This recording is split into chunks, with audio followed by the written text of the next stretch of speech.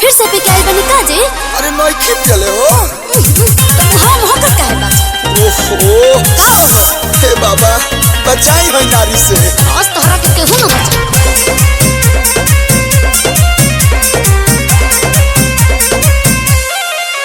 होके नहसा में धूत बनल रहे लो भूत जाई मूड जैसा नहक दे बुलोढ़े से को। रुका 10 रुपए करता रुका तू कि होके नहसा में धूत बनल रहे लो भूत जाई मूड जैसा नहक दे बुलोढ़े से को। कहना माने बाबा दुख न जाने बाबा घर से हमारा भगावेली। बाबा मैं बहुत चिंतित हूँ मेरे कष्ट को फर्स्ट में देखा जाए। रउआ मांगी तो गौरा मैया गाजा भांग पियावेली। जब हम हरारू से मांगी चिलम दात पीस पीस गरियावेली। जब भैया भौजी से मांगस चिलम दात पीस पीस गरियावेली।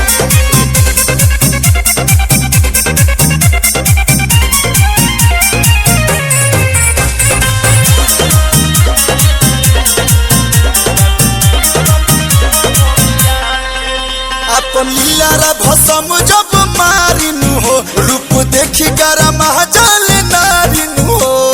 बाबा का बाबा? हे बाबा अरे बाबा के नाम पर डरामा करेला रोज हलक लोग डरामा करेला। जिए ना जिए दिली खींचे तकिए दिली सुतल में हम के जगावेली। बाबा चली टावर पर मुए जाता रे का ना पिएला।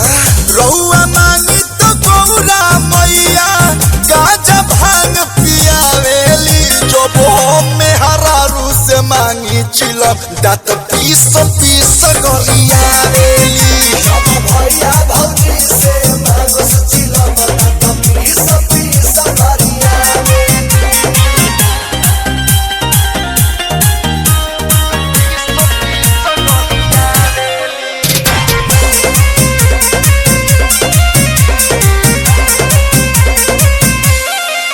सावन भरे नुची खिले पर शादी बाबा यह बात ये करा के समझा दी बाबा। ये बतिया लोड कौन दी दिमागवा में। कोलो साड़ी पे पोलो जरा दे बेला अखी भांग भांग साफी बना दे बेला। बोलो बिहारी के उछला चारी फिरी अंसुओं से मुँह लड़ावेली। केहू के इज्जत नहीं के करत बाबा। बहुत आज तहरा के सुधारिए के छोड़ो। रउआ मांगी तो गौरा मैया गाजा भांग पियावेली। जब हम मलकिनी से मांगी चिलम दात पीस पीस गरियावेली।